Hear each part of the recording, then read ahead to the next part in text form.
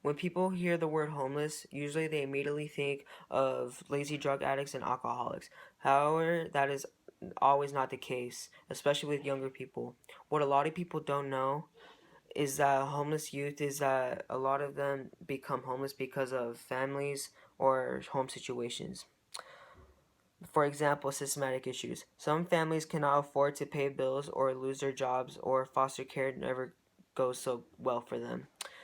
In foster care, when you turn 18 and you're not adopted, you are released into the real world, having to deal with family issues around you.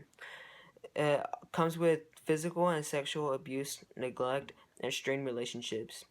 Addiction to drugs or alcohol from a family member, or family's inability to provide proper care for a child, whatever the reason may be. Many families kick their children out of their house due to sexual orientation or gender identity or pregnancy.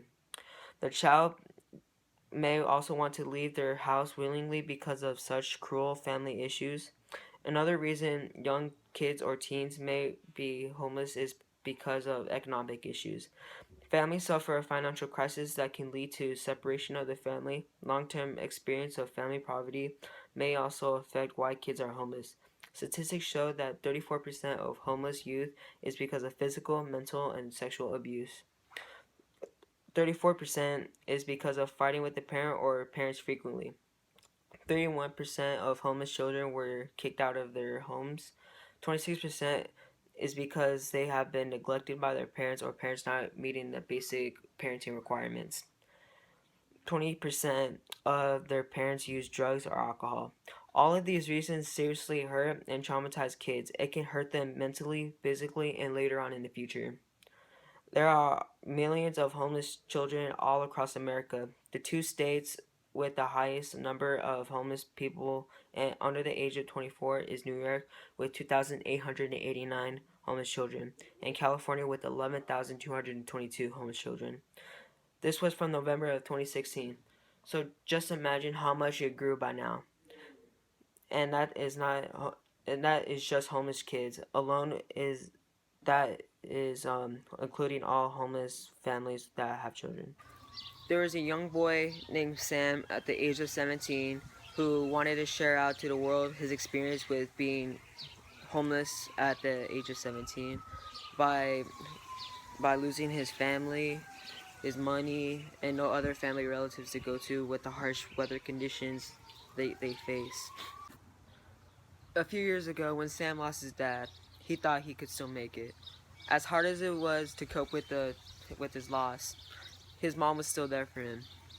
But then one day, she broke the news that she had AIDS. Long, Not long after Sam's mom was gone too, and without any other relatives to turn to, he felt his life was over. Everything he ever knew, his family, security, his sense of belongings, was suddenly gone. Desperation and fear took over, and he felt like he had no other options. He was only 17, and he was homeless. With the loss of his mom due to AIDS and no other family to turn to, young Sam thought he had no choice but to try to live on the streets. He figured out it wouldn't be as tough just to keep moving on. During the day, he could roam the streets, and then he could hang out in the coffee shops and then go to the bus stations during the night. Sam made it through the first days without too much trouble. Sheer willpower got him through. But the stress of finding a safe place to sleep soon started to be more than he could handle. So when the Covenant House van passed by at 2:30 in the morning, Sam was overjoyed. He was ready to give up. The van driver pulled up and asked Sam if he wanted help. The van outreach workers talked with Sam a little bit and made him feel comfortable. They gave him a sandwich and something to drink. They explained that they could help him, and Sam accepted a lift to the Covenant House. There he could find new hope and learn that the Covenant House was a better option than living on the streets. Things still aren't perfect in Sam's life. He faces huge challenges that a young person couldn't handle at this young age. He has to learn how to make it on his own. For young kids like Sam, it can take years to build the strength and independence and self-esteem to live as a productive member of society. They stumble and flourish in unexpected ways. But thanks to our generous donors, Covenant House gives our kids the unconditional love and support they need to make it through. Sam will make it. There was a young girl by the name of Rose who also wanted to share out their experience of being homeless at the age of 15 by being kidnapped off the city street by two men and being the victim of rape. And after she couldn't reconnect with her family or relatives, so she suddenly became homeless. Rose was kidnapped off of a city street by two men. One had a gun and pistol whipped a friend walking with her. The other pushed Rose in the car and punched her hard in the face. He would later become her pimp. That first night, one of the men took her to his grandmother's house, and Rose thought maybe she could ask the older woman for help. Instead, he showed her to his grandmother and said, "So how's this one?" Their grandmother approved, and the violence continued that night. I just kept crying and crying, Rose remembers. Soon, her pimp took her to a distant, impoverished city. Rose's life quickly spiraled into a nightmare of exploitation and rape and servitude.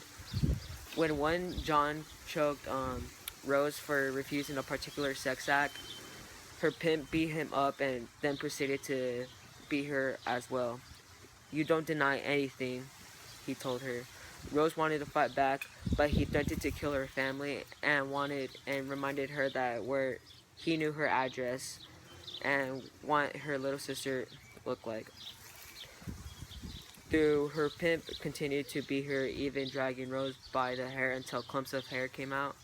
None of the injuries required a doctor. That is until she lapsed into a coma one day when her pimp wouldn't give her the seizure medicine she needed.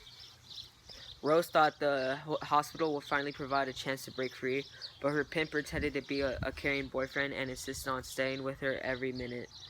Finally, after she had left the hospital, an old friend recognized her and helped her run to her relative's house. Even though Rose reported her kidnappings to 3 different police departments, officers either passed her justification or refused to believe her. Unable to reconnect with any family or friends, Rose became homeless. She spent 3 nights on buses before entering the city shelter system. It's not easy because she can barely withstand being touched by a man. Almost 3 years after escaping, "I really want to take it away, make it all disappears," she says. To help deal with her trauma, Rose keeps a journal. So after hearing all that information about homeless youth, and both those stories coming from Sam and Rose, kind of makes you wonder why. Why is homeless youth still a thing? Why hasn't no one put a stop to it? And this is why, right now, we need to take a stand. Imagine putting yourself in their situation. Imagine yourself going through all the weather conditions, raining, thunderstorms, windstorms, being freezing with old raggedy clothes, being starved with no food or water, and being neglected by every innocent bystander that passed by them. And they're not just a human being with a body, they actually mean something towards this world.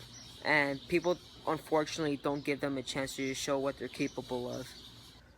Many innocent bystanders usually don't acknowledge the fact that they are indeed homeless children out there in this world right now, and usually don't give them a chance to rebuild back their self-esteem and self-confidence to the way they were back before.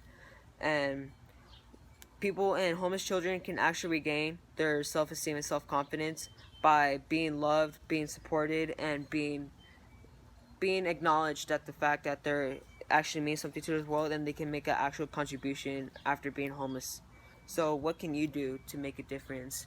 If you see someone on the street being homeless or a homeless child, actually you don't have to give them food, give them water.